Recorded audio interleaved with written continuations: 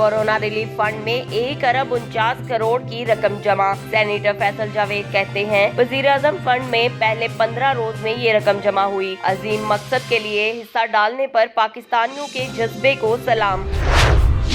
अक़वाम मुत्तहिदा secretary general ने वज़ीर आज़म के कर्जों से निजात की अपील की हमायत। तर्जुमान सेक्रेटरी जनरल का कहना है, इमरान खान का बयान सेक्रेटरी जनरल के नजरिए के मुताबिक है। कर्जों में नरमी कोरोना के खिलाफ जंग में अहम हिस्सा होगा। दुनिया के महदूद वसाइल को कोरोना के खिलाफ इस्तेमाल होना चाहिए।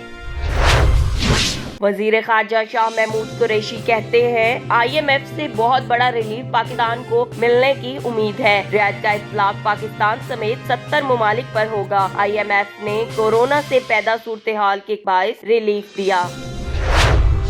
पाकिस्तान में 1645 कोरोना के मरीज सेहतयाब, 39 अफराद की हालत तशवीशनाक। पंजाब में वायरस से 3200 से जायद अफराद मुतासिर। सिंध में 1668, खैबर पख्तूनख्वा में 912 केसेस, बलोचिस्तान में 280 अफराद मुतासिर, गिलगित बल्तिस्तान में 237 केसेस, इस्लामाबाद में 145 और आजाद कश्मीर में 46 केसेस।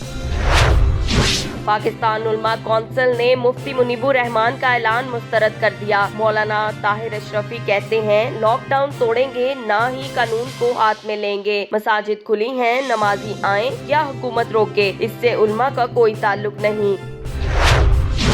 मुल्तान में घंटाघर चौक पर लंडा मार्केट में आग भड़क उठी। आग ने 3 से 4 दुकानों को अपनी लपेट में ले लिया। रेस्क्यू की 3 गाड़ियां आग बुझाने में मसरूफ।